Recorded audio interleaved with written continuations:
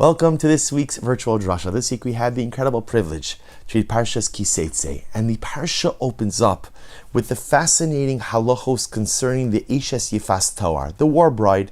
The Torah says, Kiseitze le'milchama aleivecha, when you go out to war against your enemy, unisano Hashem elokecha biyadecha, and Hashem will deliver your enemy into your hands, v'shavisa shivyo, and you will take a captive. And the Torah then goes on to relate the interesting, really fascinating halachos concerning the ability, the license, and the framework in which the Jewish soldier is able to take a bride from the conquered foreign army. But the truth is, the Sfarim in Hasidic literature explain that whenever you see the concept of war mentioned in the Torah, Kiseitze le'milchama aleivecha, when you go out to war against your enemy, it is often a metaphorical allusion to the war against the Yetzer Hara as well. Because, dear friends, the greatest war we wage is not a war against an external enemy. The greatest war that each of us wage each and every day is an internal battle. A war against the Yetzer Hara, a war against the desires, the wants, the lusts, the proclivities that seek to derail us from the path of dynamic life accomplishment. And therefore, again, the Sfarim Hasidic literature writes that whenever you see a discussion about war, even though, again, the pasuk is talking about an external enemy, the lessons of the pasuk could be applied to the war in which each of us wage against our internal enemies. The lessons could be applied to the wars that we wage against, waging war against our demons, against our difficulties, against our challenges. And so in that vein, let's take a look at the pasuk. So Rashi says something amazing. Rashi says, when you go out to war, Rashi explains, B'milchemes harashos hakosov medaber. The Torah is talking about an optional war. Now, a word about this. In Jewish army wages two types of wars. There's what's called the Milchemes Mitzvah and the Milchemes Rishos. A good example of a Milchemes Mitzvah, an obligatory war, is when Yoshua leads Klal Yisrael, the Jewish people, into Eretz Yisrael. There was an obligation to conquer the 7 indigenous nations. That was a Milchemes Mitzvah, an obligatory war. Then there's something called the Milchemes Rishos, an optional war. What's an optional war? So David HaMelech, King David, for example, waged many optional wars. What were they done for? To expand the territorial borders of Eretz Yisrael. It wasn't a mitzvah to do so. There was no obligation from God, from the prophet, from the Sanhedrin to do so. David HaMelech chose, as the king, he has the right to go to battle to expand the territorial borders. That's called the Milchemes Rishos. Rashi points out something very interesting, a technical detail. The pasuk over here, when speaking about the war bride, is talking about a Milchemes Rishos, an optional war. Why? Because generally in an obligatory war, there's an obligation to obliterate the enemy. The idea that captives are being taken indicates to us that this is an optional war that the Torah is discussing. And the Lubavitcher Rebbe, Zecher Tzaddik V'Kaddish L'Vracha, says, so what does this mean for us? If we go at the idea that whenever the Torah speaks about going out to battle, even though the pasuk itself is speaking about war against an external enemy, the lessons could be applied for how we wage successful battle against our internal enemies.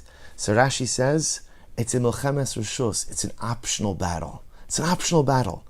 And the Rebbe says something so beautiful. He says, when we look at the path to growth, so often we follow David HaMelech's model. What's David HaMelech's model? Sur meira v'aseh tov. Avoid the negative, veer away from negative, and do good. And generally, the way we understand that to mean is as follows.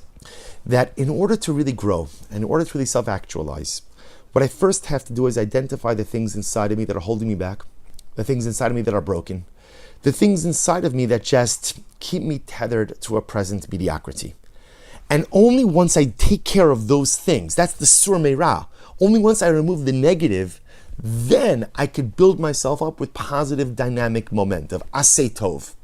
Because without taking care of the negative, without taking care of the things that are holding me back, it's almost like what Chazal called tovel v'sheretz biyado, a famous expression. Person is ritually impure. I go to the mikvah. Up and down, up and only one problem. Again, it's not a pretty sight, but I'm holding a sheretz. Imagine I'm holding a dead rodent in my hand. Well, a dead rodent conveys tumah, conveys ritual impurity. So here I am going up in the mikvah, up, down, 1,000,000 times. Am I tameh or matar? I'm tameh. And why am I tameh? Well, I'm in the mikvah. because I'm holding on to the source of impurity. I'm not letting it go. So generally, we assume that the pathway to growth is you have to let go of the sheretz. You have to let go of the tumah. You have to let go of the negative. Sur meira. You have to remove the negative components of life, the negative components of my persona, sinful behavior, negative behavior. I have to stop all that, get rid of that, deal with my baggage, and then aseh tov. Then the positive dynamic activity can be impactful. It can help me build myself. But says the Rebbe something amazing. Sometimes in life, I'm not ready to deal with my baggage. Sometimes in life, I am not ready to confront my demons. I'm not.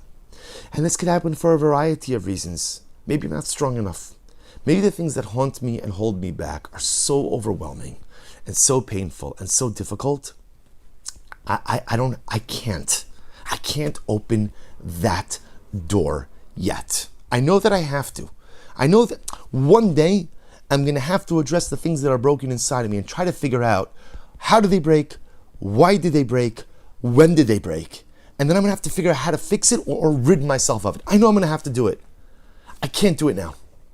I can't do it. It's just too painful. It's too overwhelming. I can't do it. Says the Rebbe, don't worry. Comes along Rashi, and what does Rashi tell us? B'milchemes rishos hakosov medaber. Ki seitze le'milchama aleivecha. It is true. The optimal model of life is go out to war against your Yetzer Hara. Do battle with your demons. Confront, own, fix, divest yourself of all of the things that are holding you back. But sometimes it's too painful. Sometimes it's too difficult. Sometimes it's too overwhelming.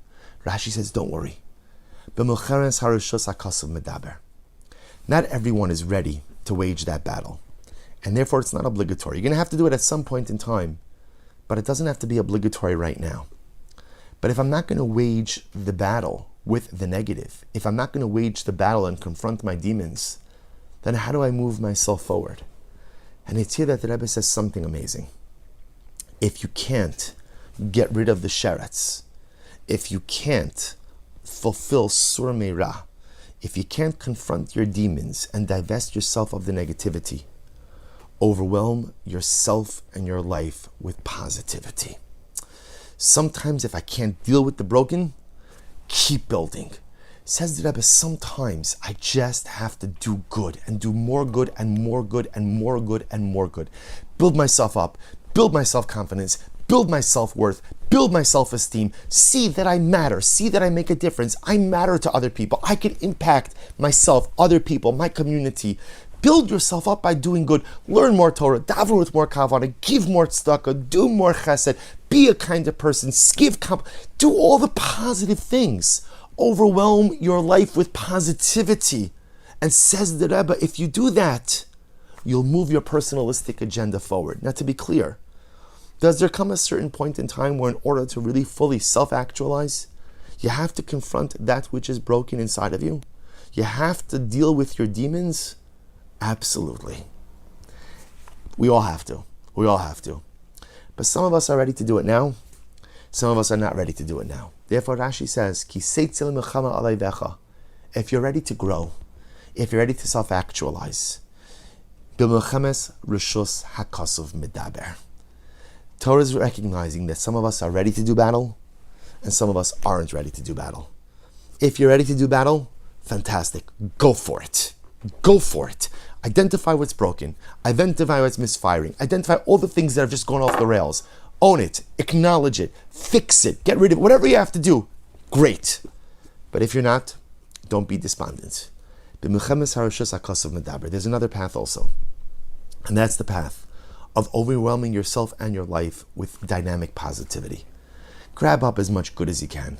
Do as much good as you can. Engage in positive, beautiful, spiritual behavior. And through that, you'll lift yourself up and give yourself the confidence to engage in the battles that we know need to be waged. Torah Kedosha gives us such a beautiful life lesson. Doesn't just teach us how to do war with the external enemy, but in truth, it teaches us how to wage even the more important battle, the battle with the internal enemy. If we're ready to go to war, Hatzlacha Rabba.